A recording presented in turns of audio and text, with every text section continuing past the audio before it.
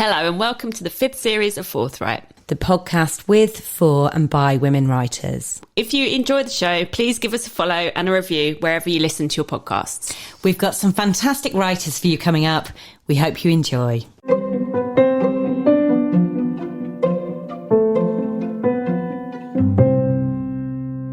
Hi and welcome to Forthright. I'm Anna. And I'm Sam, and today we're delighted to have our guest Diana Anyakwo with us. Hi Diana. Hi, thank you for having me.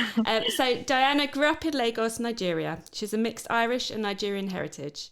She moved to the UK when she was a teenager and later graduated from the University of Manchester with a degree in molecular biology and a master's in Bioreactor Systems. Wow. She spent 3 years in Athens, Greece, where she taught English and worked as an editor at an educational publisher. Her debut young adult novel, My Life as a Chameleon, has won the Children's Africana Book Award 2025 in the US for Best Chapter Book.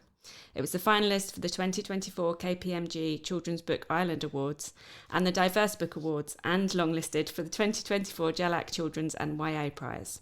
Her writing has appeared in the Telegraph and Black Ballad magazine. She currently lives and works in Manchester as a freelance writer and editor of English language teaching materials.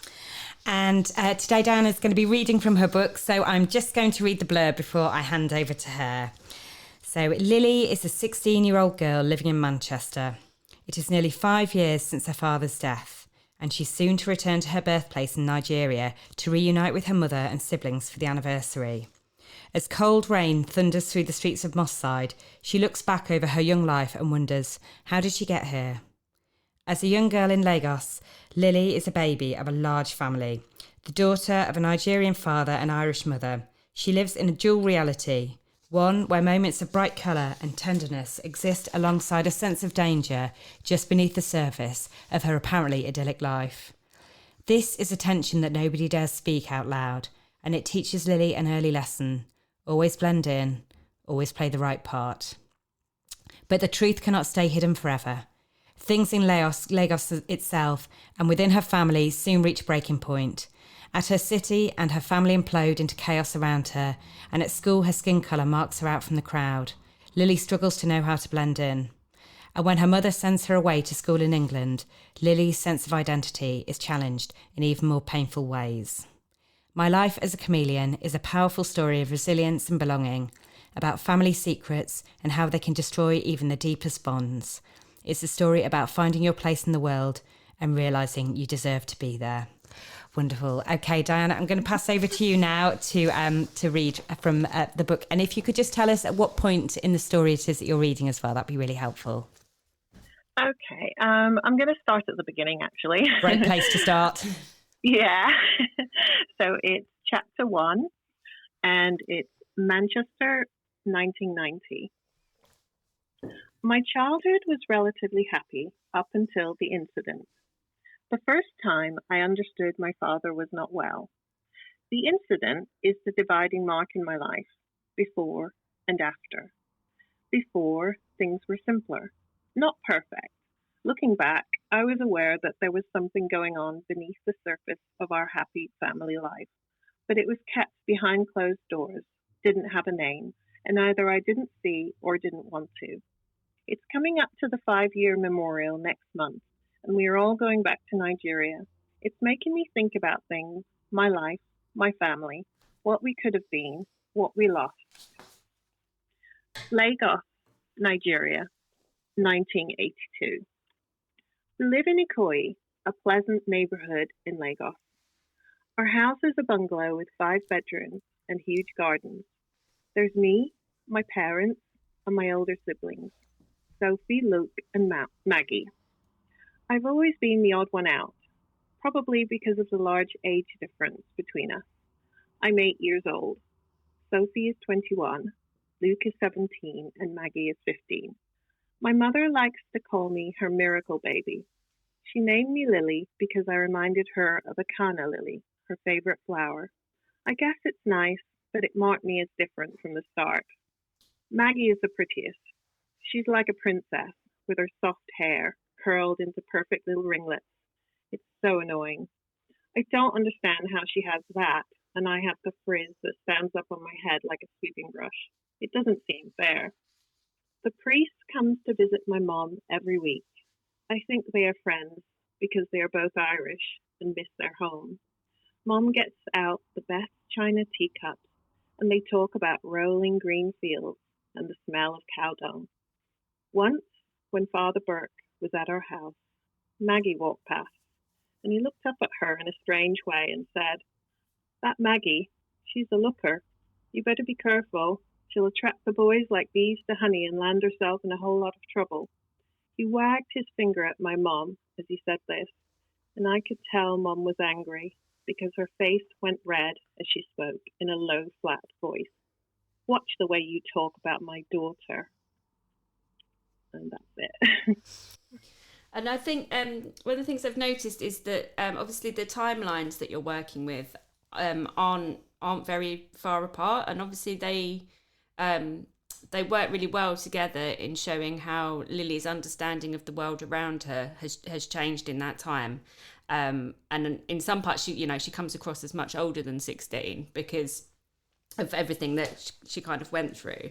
But was it? I've wondered whether that it was tricky to kind of hold those two timelines sort of in mind of her as a younger child and those years of her growing up from 8 upwards, and then compared to her being a teenager. Yeah, I mean, that was one of the changes that the publisher introduced, to have me have her sort of in the beginning of each chapter. She's 16 and she's reflecting on her life.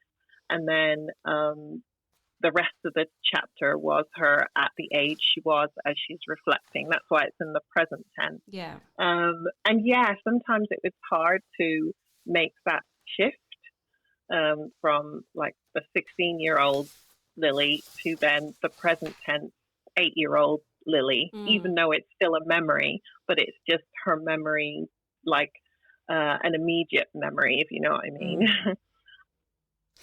And I'm really interested about your journey as a writer, because obviously, I mean, like your kind of like academic kind of pathway with molecular biology and bioreactor systems.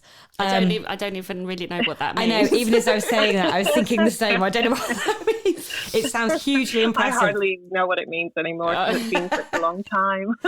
But then to go from that to then have your time in Athens, where you were teaching English and working as an editor, had you already got a love of language and creative writing, or was it through that experience that you started thinking yourself into a kind of a writing space? I think it was, as I was doing my master's, I decided that I just didn't want to continue in a science direction. So I was always a big reader, but I didn't really start writing until my mid-20s.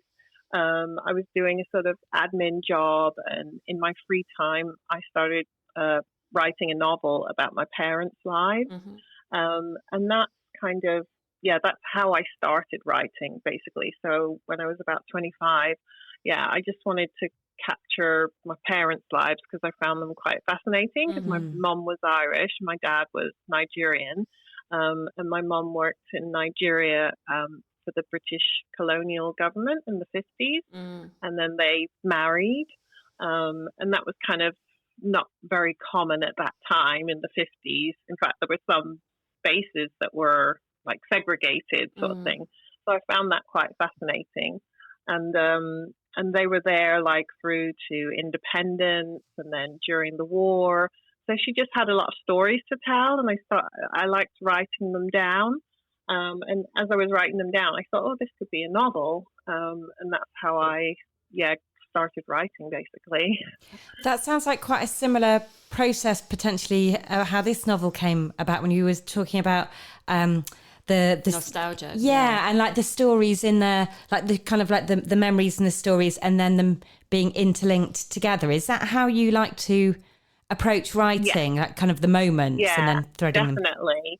I don't have much imagination, so I tend to either use from my own life or my family's life, unfortunately for them, and just kind of, just build a world and characters, basically. based on that, based on their memories and experiences, and just change them to suit whatever theme I want to explore. And so, do you use things like photos to help you get going? I do. Yeah. So I have a lot of old photos of my mom and dad. They actually met in Ireland in the late 40s at Trinity College in Dublin. Mm-hmm. So I have some photos, like old black and white photos of that. Got the wedding photo and just where they lived in Nigeria. And so, so I get a lot of inspiration from the old photos. That sounds definitely. Like complete treasure, a complete treasure trove to deal with. Love them. And how do your family feel about them being the inspiration for your work? Do you kind of have to sense check stuff with them before it goes to your agent, for example, or is it a bit of a surprise to them when they read it as well? Well, originally, I don't think they were that bothered because I don't think they thought, oh, she's actually going to get this published. They were all very indulgent. Until I told them, oh, I've got a publishing deal, you won't believe it. So then there was sudden panic with my siblings. And they needed to see a copy. One of them was a bit anxious about it, but then she sort of calmed down. And also I had asked them, about certain memories and things because I couldn't remember, or I wasn't born at the time or whatever. And they were very helpful giving me that information before they knew it was going to be published. But then, because there's such a long time between actually you get a book deal and the book actually comes out, they kind of calmed down by the time the book came out, and they were quite pleased then. That's good. And do you have other people who are kind of associates or friends of the family who see themselves in the book as well? We find, with writers who've kind of used their own kind of like life or narrative as a starting point, that there's other people who are like, yeah, that's definitely me, or that's definitely me, whether or not it is. Oh, yeah, definitely. And sometimes it's not, but they're convinced, oh, you're talking about me. But no, there's definitely, people around, that are sort of part of the family or family friends. But it was interesting for some family friends to read the book, but friends of my mom, my parents, and they were quite surprised, or family members in Ireland. It just kind of surprised them, the book. There were things that they didn't know. And they were, they kind of sort of enjoyed it because I think they had some difficult experiences as well, maybe, and it sort of gave them a sense of being seen and also empathy. I just I just kept wanting to give Lily a hug. There's so many bits where she just she's just so sort of isolated, isn't she? And So in terms of your writing process, obviously we've talked about how you you draw from memories and photos and so on. What does your actual day-to-day writing kind of routine look like, whether you have one or... So I'm not a very disciplined person, so I have to be quite strict with myself and have a set time of the day that I write. So I usually write first thing, because I have a full-time job as well. I write first thing in the morning for an hour, pretty much every day. Yeah. And as long as I do that hour, I feel okay. Sometimes if I'm working on a novel, I'll give myself a word count aim. So maybe I'll say 500 words, but if I go over that, then that's a huge bonus. And that's what I usually do. So I always, because I'm a morning person, and I just think I feel so much better once I know I've done it, in the morning when I'm freshest, and that's how I get it done. Because I know that if I leave it, well, I'll never finish whatever I'm writing about. So, yeah. And I think that's such an achievable goal as well, isn't it? 500 words. Yeah. I think I always end up kind of setting myself ridiculous targets and then never meeting them, and giving myself a hard time about it.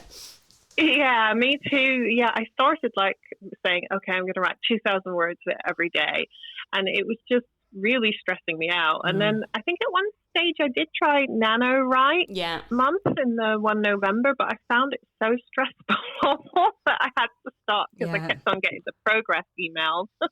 Yeah, 50,000 words in a month is a lot, isn't it? I couldn't cope with the pressure. So I just, and something my editor, my publisher told me is just doing it little and often that's probably the best way for a big project. So I always bear that in mind, and it's worked for me in the past. So yeah, but I can't really, because I know some people are able to fit in, sort of writing on their phone when they're waiting or on the train. I can't do that. I just can't concentrate. I need complete silence and just to be alone. I struggle a bit to write in a cafe with all the noise and the people. I can write in a library, but yeah. I totally kind of appreciate that kind of early morning writing window. Sam and I have very different kind of writing points in the day where we can kind of sit down and feel inspired and be able to do that writing. But yeah, for me, it's first thing in the morning as well, before the day started to filter in and before anybody's got up as well. But I just thought with you, with your process of threading together narrative, and it sounds like, do you? Is there any kind of element of planning, or are you more of a kind of a pantser, as it were?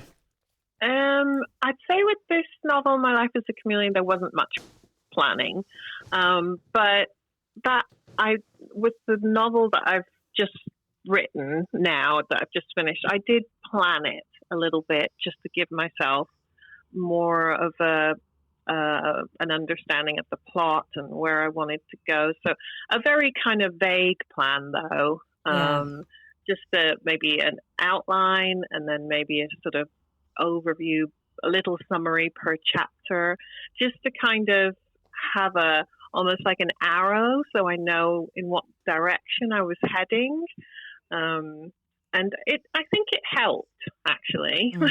I think it does help. And I don't make myself stick to it religiously either. But it was just something to, a little sort of backbone structure to sort of keep me when I started to, wander off a little bit or get stuck or whatever. So, yeah, I think it does help. But it's not something I do in very much detail. Yeah. So you've just mentioned the book that you have just finished. Are you able to tell us anything about it? Yeah, so I've just submitted it to my agent, actually, to read. Congratulations. So it's actually the original book I was writing in my 20s about my parents. So I went back to that book, and it's just, if I put it into a sentence, I would call it a coming-of-age love story with a family secret. That's basically what it is. And it's about an Irish woman and a Nigerian man who fall in love and have a marriage and live in Nigeria. And there's a secret, and that's basically and it.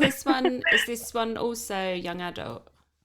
No, so this is an adult novel, and it's more of a historical fiction because it's set in the late 40s, 50s. And how was that then, kind of writing further back than your own lifetime? Very difficult, because it was also trying to imagine what life, what just details, to create a realistic world.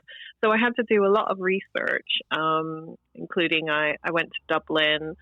I met with, because it's about a Nigerian man in the 40s. He goes to Dublin to study medicine in Trinity College. So I reached out to the head of medicine at Trinity College, and I explained that my dad had gone at that time and was writing a book, and he was so helpful. And when I went there, he actually, as a surprise, they brought out my dad's student card from 1948. Lovely. Ended up bursting into tears. Yeah, I'll bet. Unexpected that. Just unbelievable. And he provided me with just a lot of information about the medical school, the School of Physics, what life would be like at that time, lots of documentation and books and just loads of stuff. And just like walking, I mean, I used to go to Dublin every year with my mom anyway, but just, walking around, I found his old address because it was on his student card, and just going, looking at the buildings. And then the other thing is a lot of online research, and then reading books set at that time. But I actually quite enjoy the research, to be honest. But the only problem is I get down a rabbit hole if I start researching something, and I could spend like hours on research. Yeah, that's very relatable. Yeah. And I just wondered how it felt when you finished these novels, because, there's a real kind of connection to your characters and to the stories that you're telling. What does it feel like when you write the end? Yeah, I feel a little bit bereft, and I don't have children, but I imagine it's like when you've given birth, that's the only thing. So I feel like it's a strange feeling, because I feel happy because I've finished, but then I feel sad because it's over. And then I start thinking of ways, because I really like these characters. Although I model them on my parents, they're not exactly my parents. They're fictional characters, just inspired by them. And then I start thinking, can I write something else with these characters? I feel really sad to be losing them. So it's a strange feeling. It's like elation and like sort of, sad at the same time. And then there's also a feeling of, what am I going to write now? Do you have an idea of, obviously I know that you've only just submitted to your agent, so you might just be having a break. Yes, having a cup of tea and a bit of a rest. I'm having a break, but I have an idea for a middle grade book, but I haven't started it or anything. It's just the germ of an idea. So, yeah. I'm so hugely impressed that you can write for so many different audiences as well. It's really interesting to be able to kind of think yourself into all those different spaces. So, yeah, it's fantastic. Wish I could. I just had a question around about having an agent. So, because you talked about it was at the point when you sent My Life as a Chameleon to your agent, and they said that it was young adult. At what point did you get your agent, and how did you approach them? Or I got my agent a while ago, quite long before I got My Life as a Chameleon. So I had written the novel about my parents. I'd been working on it like in my 20s and maybe early 30s, on and off. And I got my agent through that book, but we tried to submit it and nobody bought it in the end. So I kind of put it to the side. And I actually ended up writing My Life as a Chameleon out of depression, partly from the rejection, because I just thought, I'm never going to get published anyway, but I can't stop writing. So I'm just going to write this. Well, thank goodness you did. So it's quite amazing how something positive can come out of rejection. But I think that's a really good message as well, to kind of keep on keeping on. And basically not to give up. And on that, I guess, because some of our listeners will be quite new to writing, or will be emerging writers themselves, or kind of thinking about the route to publication potentially. But so I wonder, what advice would you give to someone who was just starting out as a writer? I would say to share your writing with other people, because it wasn't until I started, I joined a writing group, I did some writing courses, and it wasn't until I started sharing my writing and getting feedback that I got my agent. Because when you're writing on your own, you're sort of in your own bubble, and you don't know if what you're writing is good or bad, and sometimes you can judge it worse than it is. and just getting that feedback, and also giving feedback to other people on your writing is really valuable. Like, I learned so much by reading other people's work and giving them feedback. So that's probably the number one thing I would say, is finding a community. And it doesn't have to be face-to-face. When I was writing My Life as a Chameleon, I found an online community called Scribophile, and you critique each other's work. And that really helped. So, yeah. Brilliant. Well, I can't believe that we've come to the end of our chat, because that went really quickly. And I think that was just, really lots of brilliant stuff in there. So if people are listening and they want to find out more from you, are you on social media? Yeah, I'm on Instagram. It's just Diana Anyakwo. I'm on Twitter, but I don't really use it that much anymore, so it's probably better Instagram. Brilliant. Okay, well, it's been absolutely wonderful talking to you. Best of luck with your new book. We cannot wait to read it. And thank you for spending some time with us. Oh, thank you so much for having me. Thank you.